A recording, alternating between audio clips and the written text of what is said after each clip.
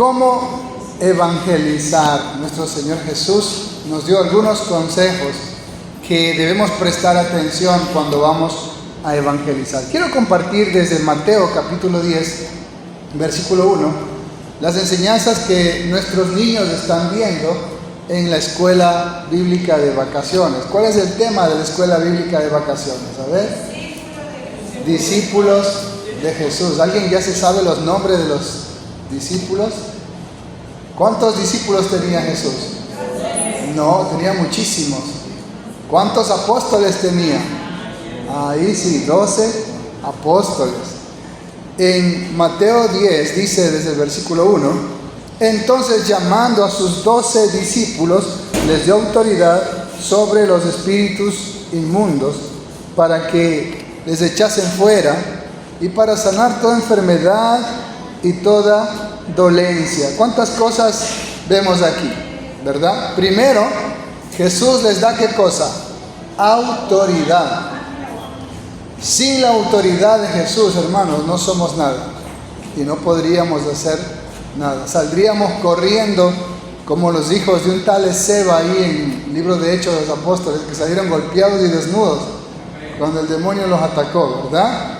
Sin la autoridad de Jesús no somos nada.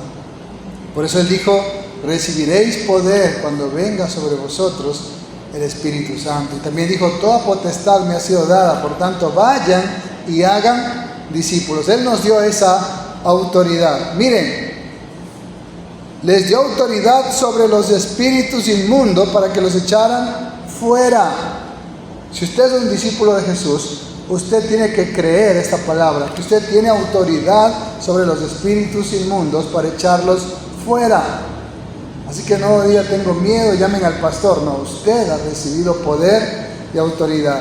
También dice para sanar toda enfermedad y toda dolencia. Hay dolencias no solo del cuerpo, también del alma, ¿verdad? Del corazón. Y ahí el Señor nos ha dado autoridad para sanar, ¿sí? En el nombre de Jesús, orar por los enfermos para que sean sanados. Y en el versículo 2 están los nombres de ellos. Dice: los nombres de los 12 apóstoles son estos. Primero, Simón, llamado Pedro, y Andrés, su hermano. Jacobo, hijo de Zebedeo, y Juan, su hermano. Felipe, Bartolomé, llamado también Natanael. Tomás, Mateo, el publicano. Miren cómo se pone el mismo, ¿no? Que él era publicano. Jacobo, hijo de Alfeo. Lebeo, por sobrenombre Tadeo, también llamado como Judas Tadeo, ¿verdad? Simón, el cananista. Cananista también es en hebreo. Celote sería en griego, ¿sí? Simón el celote o Simón el cananista. Y Judas Iscariote, el que también le entregó. Amén. Pues ahí están los nombres de ellos. Pero aquí está lo que nos interesa a nosotros hoy en cuanto al evangelismo. Dice desde el versículo 5: a estos 12 envió Jesús. Por eso la palabra apóstol significa enviado. Discípulo significa aprendiz. Aprendiz de un maestro significa discípulo. A estos 12 envió Jesús y les dio instrucciones. Esas instrucciones son para nosotros también. Presten atención. Diciendo: por camino de gentiles no vayáis, y en ciudades samaritanos no entréis, sino id antes a las ovejas perdidas de la casa de Israel. Y yendo predicar diciendo: el reino de los cielos se ha acercado. Sanad enfermos, limpiad leprosos, resucitad muertos, echad fuera demonios. De gracia recibisteis, dad de gracia. ¿Cómo interpretar nosotros esto? Cuando Él dice: no vayan ni donde los gentiles, ni tampoco donde los samaritanos. ¿Por qué dice esto el Señor? Primeramente, si ellos entraban donde los gentiles, hubieran tenido problemas. ¿Qué le dijeron a Jesús? ¿Sí? ¿Por qué Él va donde los gentiles? Recuerden qué pasó con Pedro cuando entró en la casa de Cornelio. Le hicieron problema, le dijeron: ¿por qué entraste en casa de hombres incircuncisos, de gentiles? Jesús, cuando está en su ministerio, le dice: ustedes en este momento están en entrenamiento, así que no van a ir donde los gentiles porque culturalmente van a tener problemas. Por eso es que el centurión le dijo: Señor, no soy digno que entres en mi casa, solo di la palabra y mi siervo sanará. ¿Por qué él dice eso? Porque él sabía que para un judío entrar a la casa de un gentil era abominación.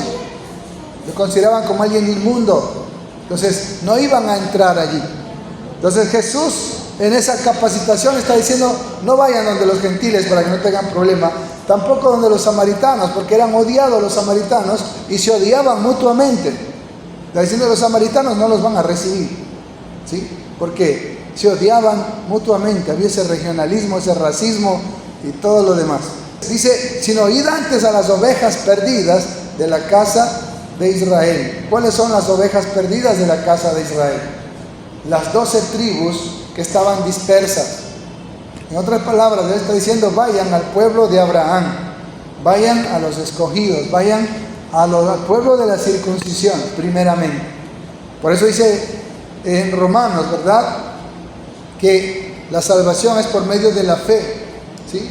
Para el judío primeramente y también al griego, es decir, al gentil. Entonces la salvación era primero para los judíos, y por eso Jesús en este entrenamiento le dice: vayan primero donde los judíos o hebreos o israelitas. Amén, hermanos, ¿se me hizo entender? ¿Cómo aplicaríamos esta lección o esta recomendación o instrucción de Jesús? Diríamos: cuando vas a practicar el evangelismo, anda primero a los hermanitos que están apartados. Amén. Ándate primero donde los creyentes que están apartados. Esas serían las ovejas perdidas de la casa de Israel hoy en día, ¿verdad? Esos serían los escogidos. Esos serían, por decir así, los que no son como los gentiles o los samaritanos. Está diciendo: anda primeramente donde esos creyentes que se han desviado, que se han alejado de la iglesia, que se han alejado de la comunión de los santos y que se han alejado también de la palabra de Dios y están viviendo ya no conforme a la palabra de Dios. Y miren, hermanos, aquí hay algo interesante, porque a los últimos que nosotros le predicamos en una evangelización es precisamente a los hermanos que se han ido de la iglesia, ¿sí o no? Muchas veces ni siquiera nos acordamos de ellos y pensamos que ese hermano es un rebelde, o ha sido cabra, o el hermano dice ha sido cizaña, y salieron de nosotros porque no eran de nosotros. A veces pensamos así, los discriminamos, los marginamos, los rechazamos, lo pensamos: ya es un apóstata, ya se perdió. No, el Señor nos manda ya primero. Amén. El Señor nos manda ya primero. ¿Recuerdan el hijo pródigo?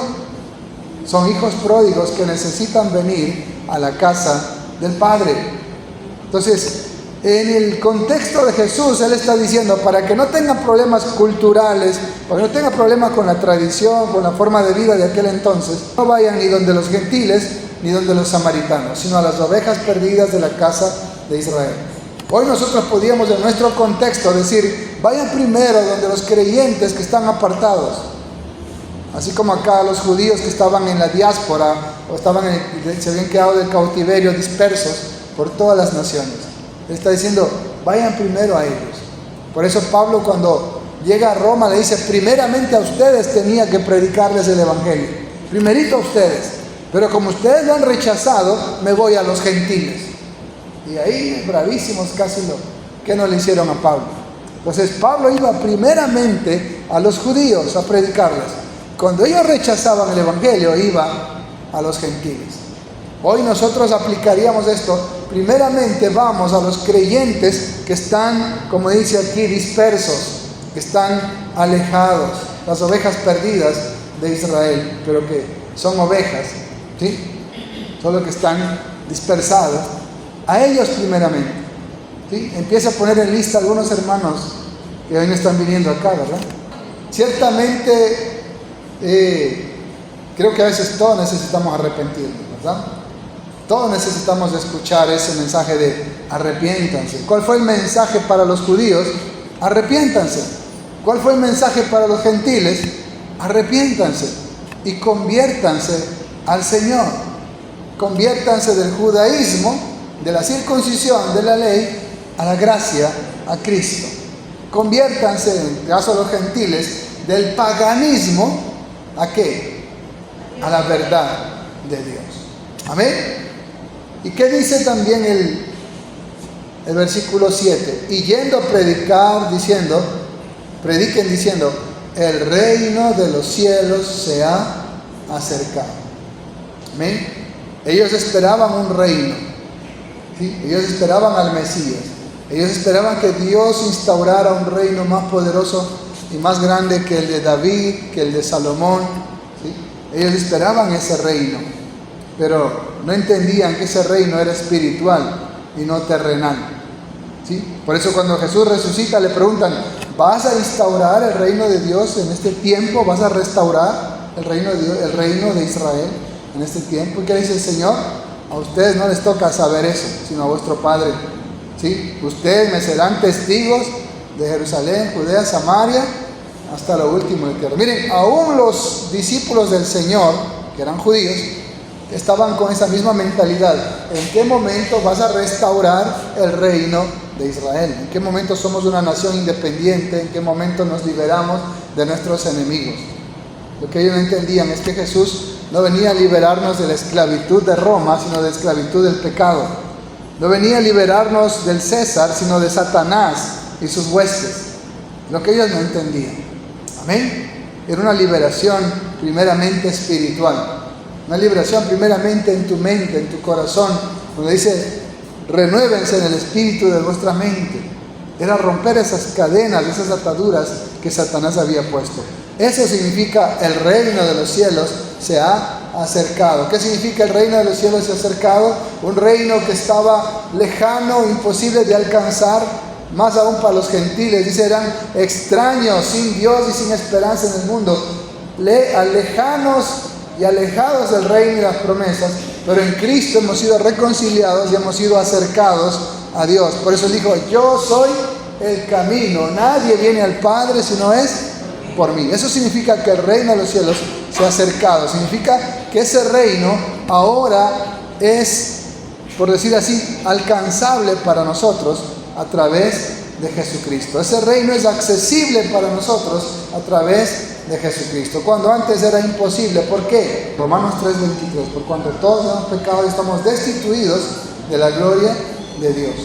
El reino de los cielos se ha acercado, pero aparte de predicarles el mensaje de salvación, también nos manda a accionar lo que es el amor. El amor es acción. Sanen enfermos, es decir, oren por ellos. Limpiar leprosos. Imagínense, si usted tiene que tratar con un leproso, ¿verdad? Hoy diríamos tal vez una persona con cáncer, alguien que tenga SIDA, alguien que tenga COVID. No me quiero contagiar. Nos toca atenderlos a ellos. Resucitar muertos, está difícil, ¿verdad? Para Dios no hay nada imposible. Echar fuera demonios. Creo que eso sí lo hemos visto, ¿verdad? Sí, hermano Juanito. Eso sí es posible. Liberación. De gracia recibisteis, dad de gracia. Está diciendo, a ustedes no les costó nada recibir toda esta autoridad. Ojo, no la salvación. De gracia recibisteis esta autoridad, den de gracia. La salvación costó un precio muy alto, que es la sangre preciosa de Cristo Jesús. Amén. La salvación ciertamente fue lo más costoso que podríamos imaginar. Tuvo un costo y un precio tan alto, que es la sangre preciosa de Cristo Jesús. Y para nosotros es un regalo. Lo recibimos como un regalo. No tuvimos que pagar nada ni hacer nada, solo recibirla como un regalo. Por lo tanto, nosotros no debemos tampoco cobrar y decir, mira, yo te vendo la salvación, ¿sí? O yo te vendo el poder de Dios. ¿Recuerdan al mago Elimas que le ofreció dinero a Pedro para recibir ese poder? Que él quería, yo pongo las manos y la gente se llena del Espíritu Santo y me hago plata. Lo que hacen algunos, ¿verdad? Hacen un show, que te tiran con la leva, que te ponen la mano, que te empujan, que te hacen caer, y la gente dice, ahí está el poder de Dios, y van en masa y dan todo el dinero que les pidan. exactamente como el mago Elimas. Por eso dice, de gracia recibisteis, dad de gracia. A nosotros no nos costó nada. Tenemos que darlo de gracia. No podemos hacer un negociado del Evangelio. No podemos hacer mercadería del Evangelio, ser mercaderes del Evangelio. Amén.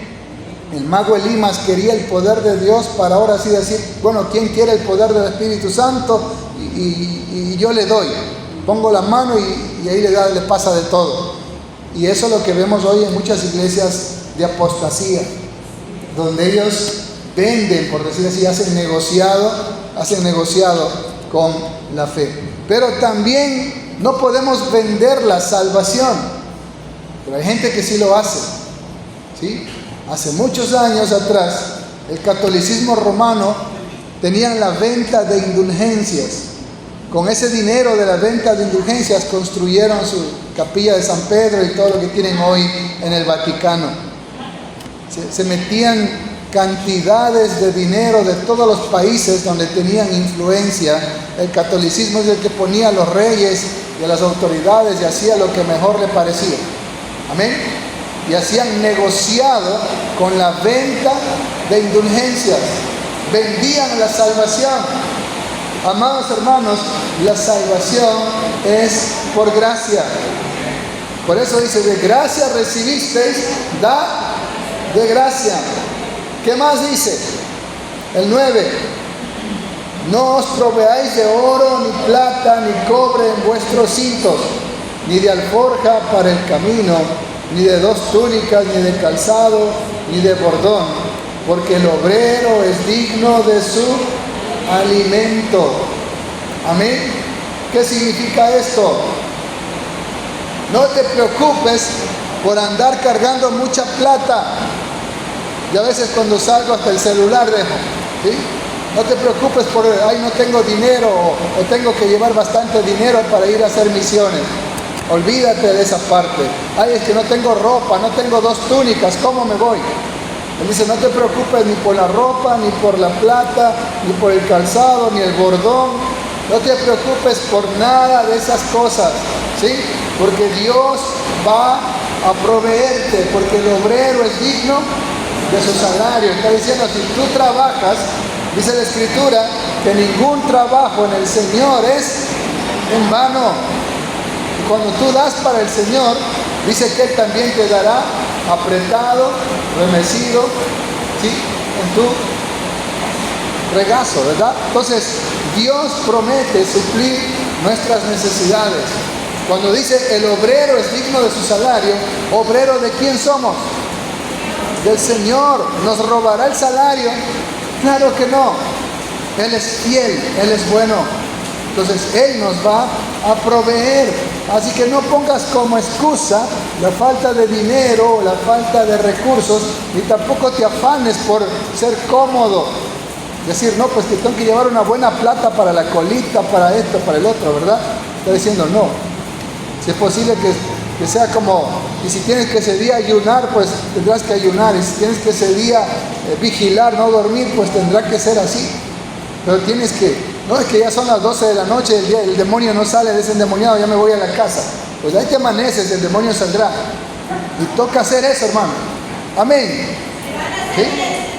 Habrá que amanecerse. Pero, hermanos, no estés mirando ni el tiempo, ni la comodidad. O decir, no he merendado, al diablo, ya regreso, le dice, ¿verdad? Voy a merendar y regreso para coger fuerzas. Usted tiene que ahí estar en pie, como dice aquí el Señor. ¿Qué más dice?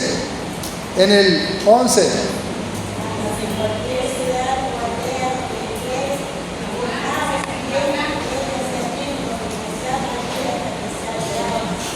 Ajá. Mas en cualquier ciudad o aldea donde entréis, informaos quién en ella sea digno y posad allí hasta que salgáis. Amén. Gloria al Señor. Entonces miren qué interesante cuando dice, mas en cualquier ciudad o aldea donde entréis, informaos quién en ella sea digno y posad allí hasta que salgáis. Está diciendo, cuando vayas a cualquier ciudad, ¿sí? Infórmate quién en esa ciudad, a lo mejor es creyente, ¿sí? O es cristiano, o es una persona que es una buena persona donde te puede dar hospedaje, ¿sí? Viene usted a predicar a Puerto Bolívar y se informa, ¿dónde me puedo quedar? Ay, se vaya al 4 de abril, ¿verdad? ¿Sí? O vaya a ser Pampón, ¿no es cierto? Se podrá quedar por allá. ¿Sí? Entonces, infórmese, dice, ¿dónde hay una persona temerosa de Dios donde podría quedarme? ¿Qué más dice? Y a la entrada en la casa, ¿qué dice? El 12. Y a la entrada en la casa saludarle. ¿Qué quiere decir eso? Que usted llega a la casa y dice, señora casa, buenas tardes. ¿No? Pero le saluda a la casa. Amén. Es una sinécdoque, ¿sí? Como cuando dice, me bebí el vaso. ¿Qué me bebo? ¿El vaso o el agua? El agua. Cuando dice saludar a la casa, está diciendo a las personas. Ahora, cuando dice saludar, cambia la palabra saludar por bendecir. Porque los judíos cuando llegaban decían shalom. Y shalom significa paz, salud y prosperidad. Amén. Es como cuando usted llega y dice Dios les bendiga. O usted llega y dice la paz del Señor sea sobre esta casa. Dios les bendiga. Usted está saludando, pero saludando viene de quítele, póngale al revés. Salud dando salud. ¿Sí? Es decir, dando bendición a ese lugar. ¿Sí me hizo entender? Eso significa, cuando dice, y al entrar en la casa, saludarla. ¿Sí? Usted no saluda a la casa, sino a las personas. ¿Cómo lo saluda? Salud dando, póngale al revés, dando salud. ¿Sí? Nosotros decimos buenas tardes o buenos días. Los judíos decían shalom. Los griegos decían jaire, significaba gracia para esta casa. Los romanos decían salve. Por eso usted ha visto cuando traducen acá, ¿verdad? Salve, muy favorecida, ¿verdad? Porque está traducido de ese idioma, de la forma de hablar del latín. Pero realmente en el hebreo el ángel saluda a María diciéndole Shalom Miriam. Y en griego dice Jaire. ¿Sí? Entonces, Jaire, María o Miriam. ¿Sí? Entonces, eso es lo que significa saludar a esa casa. 13. Y si la casa fuere digna, no está hablando del edificio, vuestra paz vendrá sobre ella. Mas si no fuere digna, vuestra paz se volverá a vosotros. Dos cosas. Recuerde cuando dice, mi casa y yo serviremos a Jehová. Él estaba diciendo, mis hijos, mi familia y yo. Recuerden cuando dijeron, cree en el Señor Jesucristo y serás salvo tú y tu casa. Era un hebraísmo para hablar de la familia. Entonces aquí cuando habla de la casa, habla de la familia. Ahora dice que si esa casa, si esa familia fuere digna de esa bendición, ¿sí? Vendrá sobre esa familia esa bendición. Pero si no fuere digna, vuestra paz se volverá a vosotros. Aquí hay dos cosas importantes, hermanos. En primer lugar, nosotros somos portadores de esa paz, de ese shalom. ¿Qué significa shalom? Paz, salud y prosperidad. Paz, salud y prosperidad. Significa que usted es portador de paz, de salud y de prosperidad. Eso está en usted. Cuando usted bendice a alguien, ¿qué le está transmitiendo? Paz, salud, prosperidad. Pero aquí hay algo bueno, hermanos. Dice que cuando usted bendice a las personas, pero Dios no está agradado con esa persona no es digna de la bendición de Dios, ¿qué va a pasar? Dice que regresa donde usted. Más o menos como un video que vi que hay personas que le hacen transferencias los fines de semana. Le dicen, a ver, le pago la comida del restaurante, ¿cuánto es? $100, ahí le hago la transferencia. Y dice que los sábados o los fines de semana la transferencia no se realiza, sino que se le rebota al dueño de la cuenta. Y eso están utilizando para robar. Porque cuando ya le rebotó y usted ya no aparece más por ese restaurante, ¿cómo recupera el dinero la persona a quien usted le hizo esa falsa transferencia? ¿Sí? También escuché que un curita le preguntaron, ¿qué hace usted con las limosnas? Él dice, bueno, todo lo tiro hacia el cielo, lo que el Señor coge es de Él, lo que cae es mío. Imagínense, ¿no? Está diciendo que cuando usted bendice a alguna persona, Dios le bendiga o la paz sea sobre usted, pero esa persona no está en una correcta relación con Dios, sino más bien Dios está enojado contra esa persona, ¿sí? Como dice que a Dios no le agradó ni Caín ni su ofrenda, o también como cuando dice, deja tu ofrenda en el altar y reconcíliate con tu hermano. La paz regresa de donde usted. Miren, hermanos, no todos son portadores del shalom de Dios. Yo he escuchado a personas incluso de la farándula que le dicen Dios les bendiga, bendiciones. Ellos no tienen bendición en su vida y no te pueden bendecir. Por el otro lado, si tú eres portador de la bendición, aunque bendigas a todo el mundo, no todos reciben la bendición. La bendición te rebota y eso me conviene. Es como que yo viniera a un ayuno y diga, hermanos, traigo hamburguesas para todos. Y toditos dicen, no, pastor, le devuelvo la hamburguesa y le devuelvo la hamburguesa porque estamos en ayuno. ¿Quién sale beneficiado? ¿Verdad? Entonces, miren, qué bueno ha sido bendecir a las personas. ¿Sí? Bendiga a todo el mundo, dígale a todo el mundo, Dios le bendiga. Porque si esa persona no es digna de la bendición regresa ¿a dónde? Usted. Y usted sale bendecido. Amén. Así digan amén. Y hay otra cosa, hermano. A veces usamos mal la palabra. A veces decimos bendiciones. ¿Pero qué? ¿Bendiciones para mí? ¿Bendiciones para quién? Y si yo digo, te bendigo, yo voy a estirar la mano y le digo, gracias. ¿Sí? Te bendigo, ya, pero ¿con qué me bendices? Otra cosa es que diga, yo estoy chido, Dios te bendiga. Dios te pague. ¿Sí? Pero si yo digo, te bendigo, yo voy a estirar la mano y decir, ¿qué me vas a dar? Porque es lo lógico, ¿verdad? Te bendigo, ¿cómo me vas a bendecir? ¿Verdad? Así es, porque yo no lo puedo bendecir, a menos que yo coja $10 y diga, hermana, te bendigo.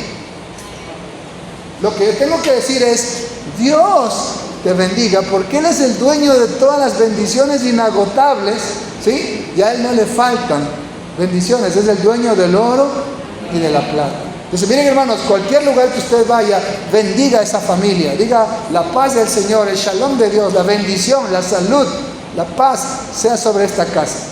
Si las personas que están ahí no son dignas, la bendición regresa donde usted. Pero si son dignas, van a ser bendecidas. Amén. Cuando vayas a algún lugar, infórmate si hay un hijo de paz donde puedas quedarte. Y cuando entres a esa casa de esa persona que te recibe, saluda a esa casa, bendice a esa casa. Pero puede darse el caso que esa persona, aunque parezca un hijo de paz, aunque te dé hospedaje, no está en una buena relación con Dios, no es digna de la bendición de Dios. Dice, esa bendición rebosará, va a rebotar sobre ti. En ese contexto está diciendo, no está diciendo a los inconversos, está diciendo en ese contexto, que la persona que te reciba en su casa, que la persona que te dé hospedaje en este caso, o te reciba aunque sea para escuchar el evangelio, bendice esa casa. Si es digna, ¿sí?, va a recibir la bendición. Si no es digna, no. Ahora acá me dice, pero si son inconversos, desde luego, Cornelio era inconverso, pero Dios había recibido sus oraciones y sus ofrendas. Antes de convertirse, Cornelio ya era agradable a los ojos de Dios. Así que la paz quedó en la casa de Cornelio. ¿Sí me hago entender, hermanos? ¿Sí? Solo Dios sabe. Recuerde que nosotros fuimos escogidos desde antes de la fundación del mundo. Y desde el vientre de nuestra madre Dios ya nos separó para que seamos suyos. Y eso que andábamos perdidos, pero éramos escogidos de Dios. Amén. Hay personas que usted las puede ver perdidos y todo, pero son escogidos de Dios para salvación. Amén. Por eso mismo dice que cuando se complete el número de los escogidos, es que el Señor se lleva a su iglesia. Así que tenemos que predicar para que se complete el número de los escogidos. Amén. Nosotros recuerden lo que pasó con Abraham cuando llegó donde Abimelech. Él dice, yo pensé que aquí nadie tiene temor de Dios y por eso dije que mi esposa es mi hermana. Pero resulta que Abimelech era más temeroso de Dios que Abraham. Así que no podemos juzgar a las personas y decir, no, que son los hijos del diablo, ¿para qué los voy a bendecir? Con más razón bendígalos, porque si no lo reciben, rebota donde usted. Pero a lo mejor ellos están en mejor comunión con Dios que usted, que dice que es hermanito. Yo conozco católicos que oran, que rezan más que usted y que van a la iglesia más veces que usted, tal vez. ¿Sí? Tienen más temor de Dios que muchas veces nosotros que decimos ser creyentes. Amén. Bien, hermanos, vamos a ir terminando. Y al entrar en la casa, bendigan la familia. Y si la familia fuere digna, vuestra paz vendrá sobre ella. Mas si no fuere digna, vuestra paz se volverá a vosotros. O sea, vuestra bendición. Y si alguno no os recibiere, ni oyere vuestras palabras, salid de aquella casa o ciudad y sacudid el polvo de vuestros pies. De cierto os digo que en el día del juicio será más tolerable el castigo para la tierra de Sodoma y de Gomorra que para aquella ciudad. Imagínense si yo entro en una casa, no me quieren escuchar la palabra de Dios, pero me regalan una funda de mangos, una funda de naranja, una gallina, ¿qué más me regalan? Cuando el Señor dice, sacudid el polvo de vuestros pies, está diciendo, no pueden recibir nada. Ni el polvo de esa casa se van a llevar, sacúdanse. Ahora imagínense aquellas personas que van por interés, ¿verdad? Imagínense si aplicaran eso los pastores que predican en coliseos y en tantas cosas. Si no hay ni un convertido, deberían devolver hasta la ofrenda que les dan. Eso quiere decir, sacude aún el polvo de tus pies. ¿Qué pasa con el polvo de los pies de esa casa? La casa, por eso está diciendo, y si alguno no te recibe, hay que estar atento al contexto. Si te recibe, salúdale y la paz se queda ahí. Si no te recibe, no es hijo de paz. Esa casa, el polvo de esa casa es anatema. ¿Estamos aquí? Pablo escribe, el que no ame al Señor Jesús sea anatema. Hasta el polvo de esa casa es anatema. Está diciendo, ¿no? Entonces, está diciendo, tienes que hasta el polvo sacudir. No puedes ir llevando nada de lo que te ofrecen en esa casa. Imagínense las personas que van por dinero o por regalías. Tiene que despojarse de todo eso. Sacudir el polvo. Dice, de cierto os digo, aquí está la palabra anatema, que el día del juicio será más tolerable el castigo para la tierra de Sodoma y Gomorra que para aquella ciudad. Miren qué terrible. Es decir, esa casa, esa familia que rechazó el evangelio, que no te quiso escuchar, que te cerró las puertas, queda bajo el juicio de Dios. Eso dice en el libro de Juan capítulo 3. El que cree en el Hijo tiene vida eterna, pero el que rehúsa creer no verá la vida, sino que la ira de Dios está sobre él. Hay juicio sobre esas personas que rechazan el mensaje de salvación. Pero usted bendiga esa casa, si le abren las puertas, predíquele el evangelio. Pero si esas personas rechazan el evangelio, dice, sacude aún el polvo de ahí porque esa casa está bajo maldición. No lleves nada de ahí porque es anatema. Imagínense, ¿no? A veces las personas van más por lo que van a recibir que por lo que van a dar. Y él dice, eso es anatema, despójate hasta del polvo que se ha pegado en tus zapatos. Amén. Quiero leer algo que el Señor nos dio también, donde repite mucho de estas instrucciones. En Lucas, vamos 5 minutos más, todavía me quedan 5 minutos. Lucas capítulo 10.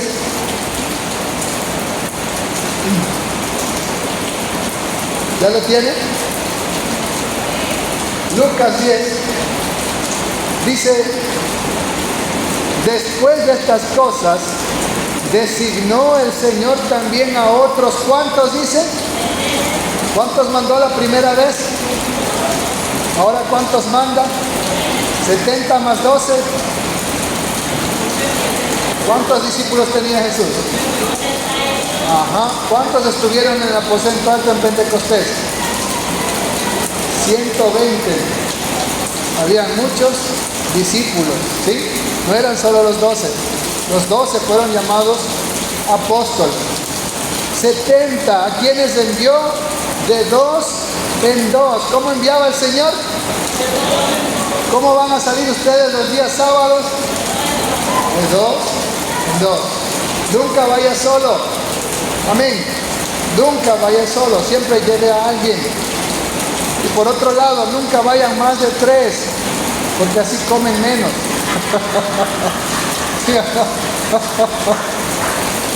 Dos se reparten cualquier cosa, pero ya 3 ya no recibe completo, ¿verdad? Pero aquí está diciendo que tiene que sacudir hasta el polvo, no tiene que ir por interés o por comer, ¿verdad? De 2 en 2, no vaya mucha gente, dice, porque se puede volver incómodo. Pero tampoco usted vaya solo, porque usted lleva un testigo. Dice, no, si el hermano vino acá a acosarme, dice, no, usted estaba con un testigo. Entonces ya fueron los dos, los acosadores, pero no solo uno. Entonces por eso nunca vaya solo. De 2 en 2, delante de él, dice, a toda la ciudad y lugar donde él había de ir. Mire, antes de Jesús ir a un lugar, mandaba personas a preparar ese lugar. Eso es lo que está diciendo. Nosotros tenemos que hacer lo mismo. Antes de traer a alguien acá, debemos preparar el camino, debemos preparar, como decía acá, trae un amigo, ¿verdad? Usted tiene que estar orando ya por ese amigo, preparando las circunstancias, preparando el momento para que cuando él venga reciba al Señor. ¿Qué más dice? Y les decía, la mies de la verdad es mucha, mas los obreros pocos. Por tanto, rogad al Señor de la mies que envíe obreros los sumidos. Y he aquí os envío como corderos en medio de lobos. Mira el peligro. No dice como tiguerones, por si acaso, ¿no? Como corderos en medio de lobos.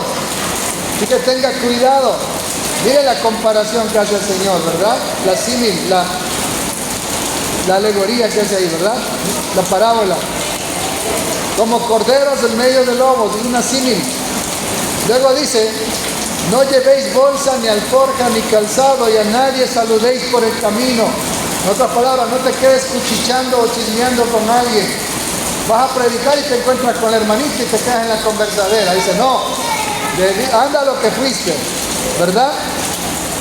No significa que sea malcriado y viene la hermana de acá y le miro la cara porque voy a predicar. Está diciendo, no te quedes ahí en la conversadera, ¿verdad? ¿Qué más dice? Recuerden que para los judíos saludar implicaba muchas cosas, el abrazo, el beso y muchas veces el compartir una comida en casa. No era solamente el hola, ¿cómo estás? Por eso dice, a nadie saludéis por el camino. En cualquier casa donde entréis, primeramente decid Shalom. Amén. Shalom Habaita, paz a esta casa. ¿Sí? ¿Cómo hay que decir? Shalom Habaita, ¿verdad?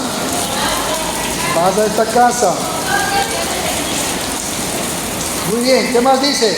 Y si hubiere allí algún hijo de paz, vuestra paz reposará sobre él, y si no, se volverá a vosotros. Y posad en aquella misma casa, comiendo y bebiendo lo que os den, porque el obrero es digno de su salario. No os paséis de casa en casa. Comiendo y bebiendo no significa que si te dan guanchaca vas a beber. Habla de bebidas como un jugo, como un batido, ¿sí? No de bebidas alcohólicas, ¿sí? Sino lo que te den para beber con los alimentos. ¿Qué más dice? Que no andes de casa en casa. Una vez estuve en Perú y fuimos con un poco de jóvenes y una señorita dijo, esa casa no me gusta, mándenme a otra casa. Y le dijimos, a la otra casa donde te vamos a mandar es a tu casa en Ecuador, te regresas. porque acá te quedas donde te manden y comes lo que te dan. Eso es misiones. Tú no vas allá de yo, esa casa me gusta, la de acá no, acá yo quiero comer esto, eso no como. No, usted va y lo que le den come y duerme así sea en el piso donde le pongan a dormir. Eso hace un misionero. ¿Estamos aquí, hermanos? Hay personas que le han tocado buenos lugares donde ir. Muchas veces que fui como misionero me tocaron casas con todo ahí, hasta aire acondicionado. Pero hubieron otros lugares donde me tocó dormir en el piso y con frío. Entonces, a veces toca eso, donde a veces te dan de merienda un madurito con té. Así son las misiones. A veces sales bendecido y a veces Dios prueba tu fidelidad al Señor en ser un misionero. Amén. ¿Qué más dice? Estamos terminando.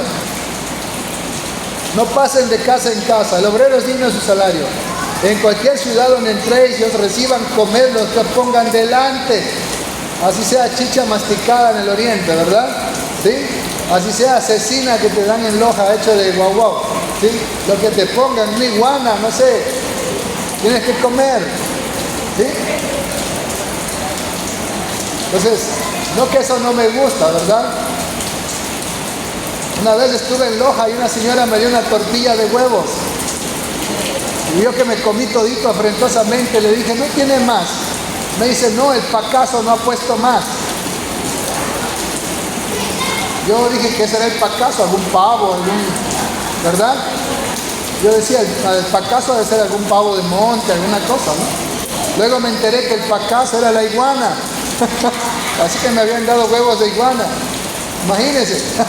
Usted tiene que comer lo que le pongan en la mesa. Enséñele eso a sus hijos. No que eso no me gusta, que el brócoli no me gusta. Lo que te pongan, a mí me entrenan todos los días. Me ponen ahí, yo tengo que comer, hermano. Así sea coliflor, que no me gusta. ¿Sí?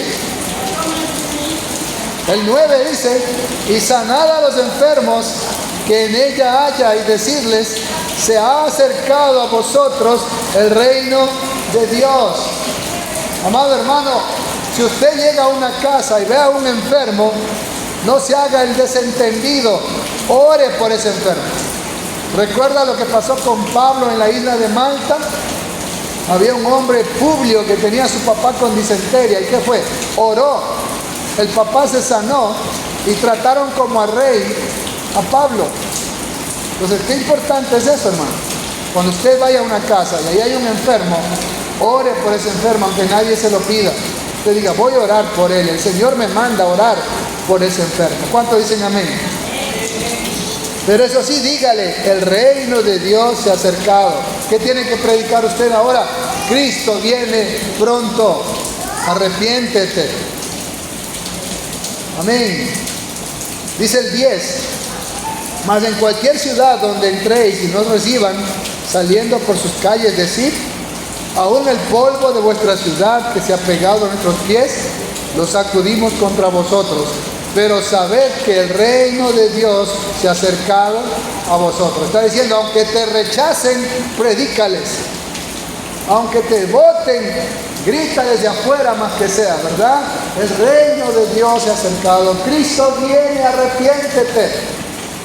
No está diciendo solo a los que te reciben. Aún a los que te cierran las puertas de afuera, grítale, Cristo te ama. ¿Estamos aquí? Miren qué tremendo es esto.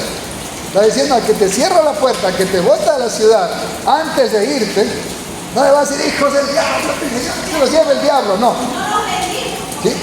Dice, sacudan el polvo, no lleven nada de ese lugar, porque es anatema, pero díganle, el reino de los cielos se ha acercado a vosotros. Díganle, Cristo te ama, Cristo viene, arrepiéntete. El 12. Y os digo que en aquel día será más tolerable el castigo para Sodoma que para aquella ciudad. Está diciendo que lo que le pasó a Sodoma y Gomorra no es nada comparado con lo que le va a pasar a esas personas en el fuego eterno. Amén. Miren, amados hermanos, entonces, lo que hemos visto de las instrucciones que Jesús nos da en cuanto al evangelismo. Amén. Cuando dice que nos manda como ovejas en medio de lobos, el Señor dijo también que tenemos que ser prudentes como serpientes y sencillos como paloma. Amén. Vamos a orar para darle gracias al Señor.